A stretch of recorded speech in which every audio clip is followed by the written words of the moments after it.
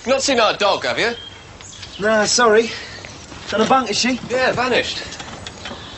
Didn't know you were going to keep her. Looks that way. Well, maybe she's not so keen on staying. I mean, if she keeps trying to get away. What's she called, anyway? If I see her, I'll call her. That's half the problem. I'm trying to find her. She's not called anything yet. We'll start. Well, give us a knock if you need a push, eh? Oh, yeah, cheers. Try sneaking up on it. Yeah, I've tried that. Hey, did you get any Valentines, then? Yeah. Yeah, I did, as a matter of fact. You? Yeah, I got a couple. One from Barbados. Barbados? I didn't know they had Valentine's Day over there. Oh, yeah, they must do, mustn't they, eh? You're taking your time, aren't you? Right, clever Vic. See if you can do any better, eh? All right, Cobby.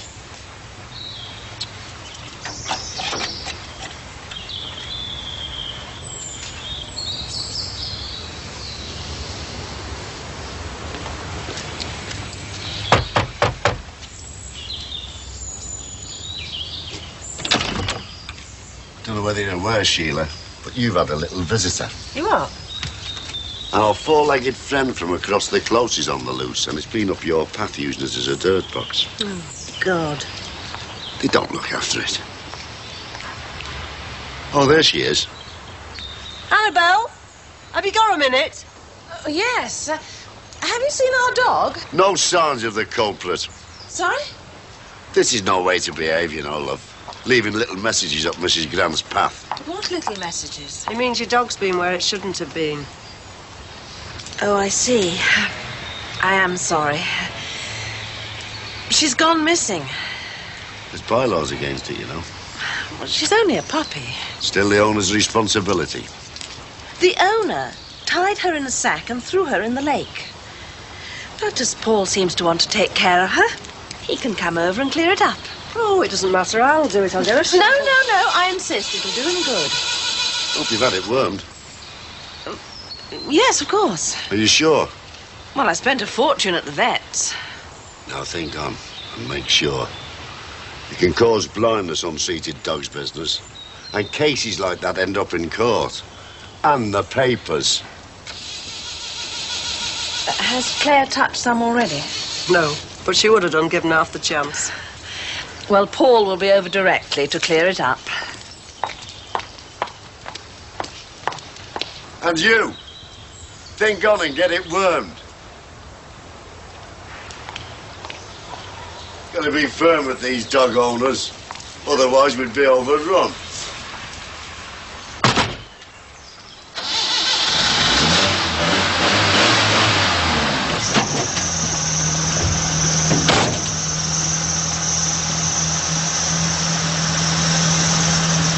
Magic fingers? Wouldn't start for me, would it? You nearly had it flat. Look, we better get a move on before it switches itself off. Oh, why? Shh, be quiet. We don't want to wake the night shift up, do we? Magic fingers. Harry. I've turned the van off, lads. Wasting petrol leaving it running like that. I've just Oh, never mind. Your turn. Oh, no.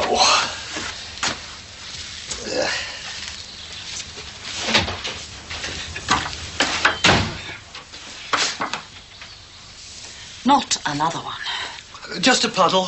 She'll be house-trained soon. Really? Do you know what I've just been through? What?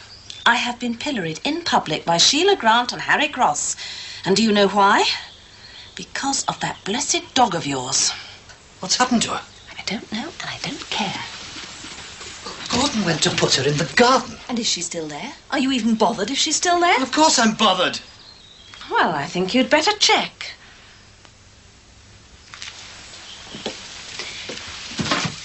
Because I think she's out in the big wide world and has found her vocation in life. Special deliveries. What? She's been leaving little messages for the Grants on their path. What's all this? Brush, shovel. You are going to clear it up.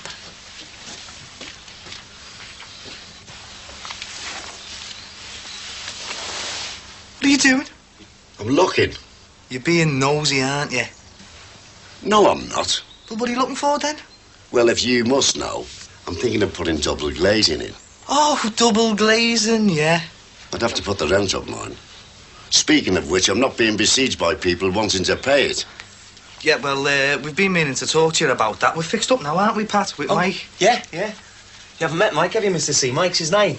Hey, foot off. Yeah, well, he's respectable, Mike is. Yeah, not like some people, eh? Keeping in bed all day. Yeah, well, he's out till gone 6 most nights. Hey, way past 6 most nights. Oh, there he is.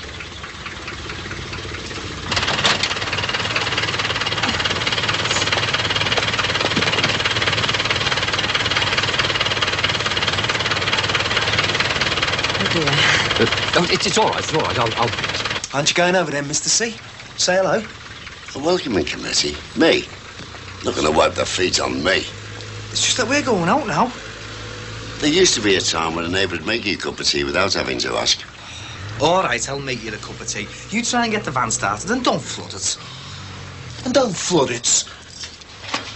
Oh, mate's a right ray of sunshine this morning, isn't he? Well, he's got a cob on, hasn't he? His Caribbean queen hasn't sent him a valentine. She must have some sense, then. And don't forget a proper pot. None of this tea bag and a cop nonsense. Nah.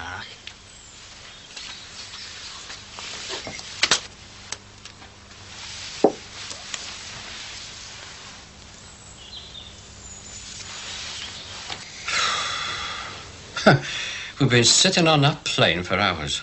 And as soon as we get home, all we want to do is sit down. It's the early start. Cup of tea would be nice. Cup of tea would be lovely. I'll make one, eh? No, I'll make it. No, I'll do it. I'll do it. I wonder where Annie is. Could have had that kettle on at least. How about you get his presents out and I'll make the tea. Done. Ready? Ready. 1, 2, 3, go.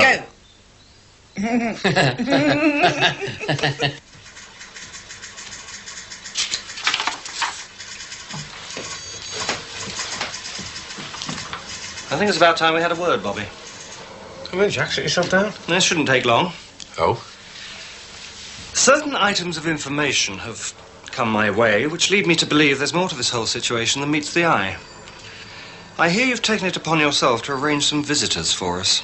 Ah, the factory inspector. The health and safety people. Unwelcome visitors, are they? It's an unwarranted interference in the affairs of the company. Well, I think you'll find us there right. In law. And they're coming in whether you like it or not. But if you've got nothing to be scared of, what's the problem? We've a full order book at the moment, but every one of our orders carries massive delivery penalties. If our friends from the health and safety even begin to slow us down, we might as well pull the plug. On every part of that plant, and on every employee. We're talking shutdown. Really? Yes. Just think how it would sound. Another British firm can't deliver on time because a handful of militants take it upon themselves to shut down the plant. If they do shut it down, it'll be the law of the land shutting it down. And we wouldn't want the company breaking the law now, would we? I'm sorry you find this amusing. I was with a fella last week who knew all about asbestos. It was a laugh a minute round his deathbed. If you're going to be the self-appointed conscience of the working man, why don't you come down and tell them how much they'll be collecting from the DHSS this time next year? Because if the inspectors come in and we can't deliver the orders, it's goodbye to the whole plant. I think it's beautiful. Do you think you should maybe not wear it? Not wear it. Well, just until after we've told him. But I want to wear it. You know that. But shouldn't we tell him first? Sort of break it to him gently. He'll be delighted. You're not ashamed, Ralph? Oh, of course I'm not, no. But it's his heart that worries me. Shocks are not good for him. The night we decided, do you remember? I won't forget. I won't either, of course. You took me by the hand and you led me to the middle of the dance floor. And we danced. And you sang ever so quietly in my ear. Do you remember? I do. Then you said you wanted to shout it from the rooftops. I want to tell the world, you said. I did. But there's a difference between telling the world and telling Harry Cross. You're not with me, are you? You haven't got a leg to stand on. That's not how my men see it. That's just it. They can't see it. They can't see asbestos dust. It's hard enough to get the lads to use safety guards on machines when they can see the blade whizzing round. You don't expect their knees to knock over something microscopic. There are other things that need looking at closely, though, aren't there? What things? Things that some people like to keep quiet, private. Ulterior motives, one might say. Oh, might one. Now, what are you getting at? It's my job to understand men's motivation. Your men are motivated by an envelope full of cash at the end of each week. They're not in this job for the love of it. I'm not talking about my men, Bobby. I'm talking about you. What's your motivation?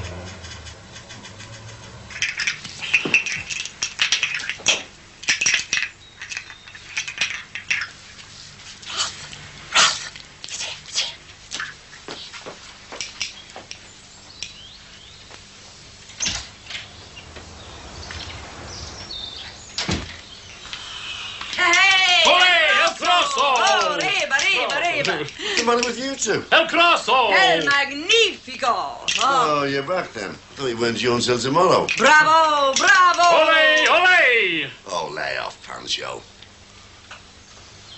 What's this meant to be? El Grosso, El Magnifico! Well, that can come down for a start. It's your present, Harry.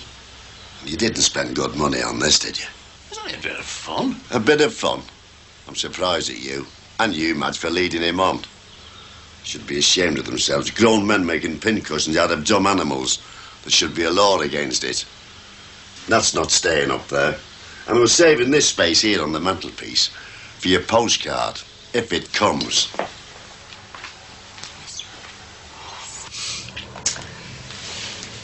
Have you considered what all this might cost? I'd speak to the company accountant if I was you. I'm not talking about money. Oh. Not suddenly started talking about the men's health, have you? You know perfectly well what I'm talking about. The effect on your career. The cost of being associated with extremism. What extremism? I have to keep my ear close to the ground in my job. I thought your job was industrial relations. And very good at that I am too. There's no point waiting for the wind to change, though, is there? When you want change, you make it happen. The old tricks, infiltration, agitation. I don't believe I'm hearing this. Well, I'll tell you what I've been hearing. Martin Cox, Billinge Chemicals, a target company, and in the same breath, Bobby Grant, Militant Tendency, and all from the same source. I don't know what you're paying your source, but you're not getting your money's worth. Now, anything else you want to say of that nature, put us in writing, eh? This could be so damaging to you, Bob. No matter how loudly you protest your innocence, you'll still be seen as guilty by association.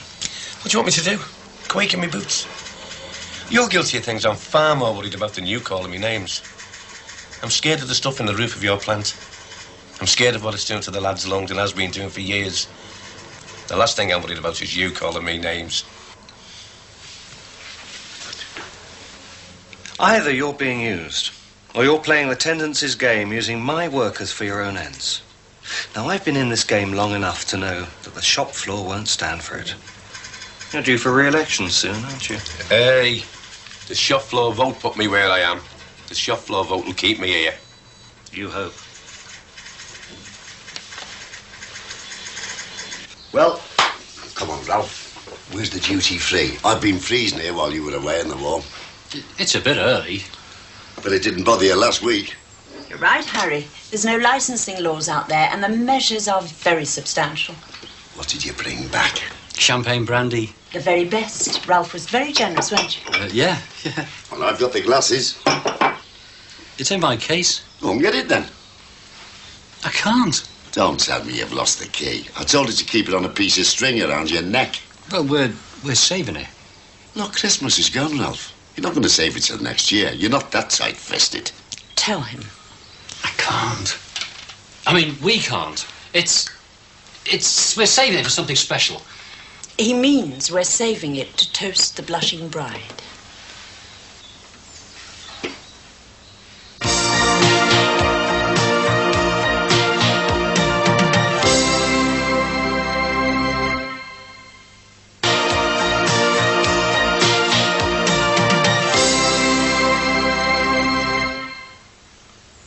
You must be potty. Oh, it sounds a lot, I know. But it's Mickey Mouse money, really. How much did he say? 70,000. Pesetas? Never mind about potatoes. I'm talking in pounds, shillings and pence. Well, that depends on the exchange rate, doesn't it? And I'm not 100% sure what it'd be at the moment. I don't think you're 100% upstairs at the moment. Anyway, we're engaged, and nothing anybody says is going to change that. Suppose I'll have to open a bottle then. We can't treat your health and happiness in tea, can we? Anyway, it doesn't matter what it costs. It's what it means, isn't it, Ralph? Could have got a new one for that. Harry. Oh, don't tell me you're losing your sense of humour as well as your marbles. Here. That'll take the smell of garlic off your breaths. Well, here's to both of you, I suppose. Health? Wealth? And happiness. Well, she can't be the dog with no name forever, Dad. What about, Bingo? That's a hammer. I'm not wandering around the close at night shouting bingo. Well, Spangles? Now, Spangles sounds good. No, thank you. Ah, but what about the burglars, though? They ought to be scared off by the name over her kennel, shouldn't they? Fang? That'll do it. Or Brutus? Nasher. Call her Nasher. And I'm not calling her after a dog from the Beano. Well, what's your pet name for Mum? Well, certainly not Nasher. I'm going to call her Lucky. Oh, God, excuse me while I puke. Well, she was saved in the nick of time from a cruel and watery grave. Lucky by name, lucky by nature. Lucky, lucky, lucky. Hey, you're going to like your new home, aren't you, eh? Come on. Lucky, lucky, lucky, lucky, lucky. Oh, Dad, you sound like an old hen. Lucky, lucky, lucky, lucky, lucky.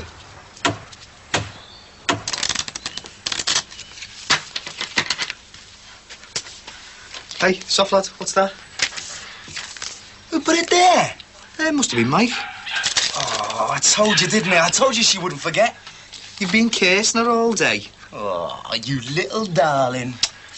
Oh, you little darling. Hey, just 'cause you didn't get one. Well, it's soft all that, isn't it? Anyway, it's a waste of money. Yeah, well, I'm going to win tonight, Terry. I can feel the magic in my fingers.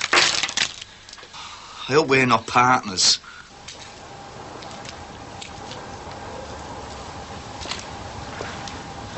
Lucky. Lucky.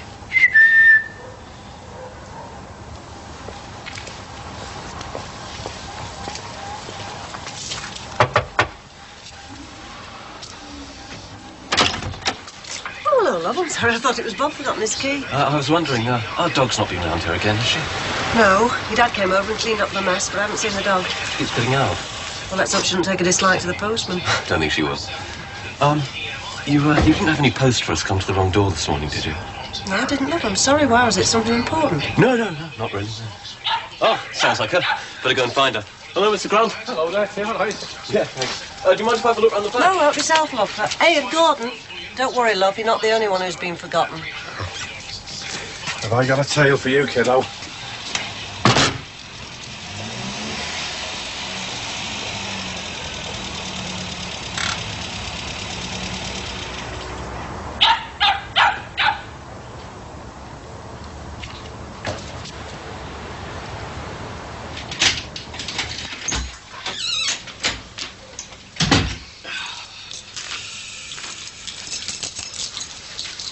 Giving you up for the night. Jet lagged. Nobody gets jet lag flying from Spain. I have. Oh, I'm going to shoot that dog in a minute. They're torturing it. They must be. Hey, you were right about the ring, you know. Well, up to a point, anyway. It was a bit of extravagance, I know, but you don't think, do you, when it's foreign money? You'll know better next time. This is the next time for me, Harry. This is all the next times rolled into one. I've shared a lot with you, Harry. But after the wedding, I'm going to have to share with Madge. But you never shared in the cost of that ring. Oh, but she will. When we bought it, she said she would. But I was paying for everything anyway, so it made no odds at the time. Hang on. What's with all this sharing bit, if you've been paying for everything? Well, Madge had a bit of a situation. It was purely by accident. What was? Well, she Left all her traveller's checks at home. It could have happened to anyone. You've been keeping secrets from me. What secrets? You never told me that your middle name was Muggin.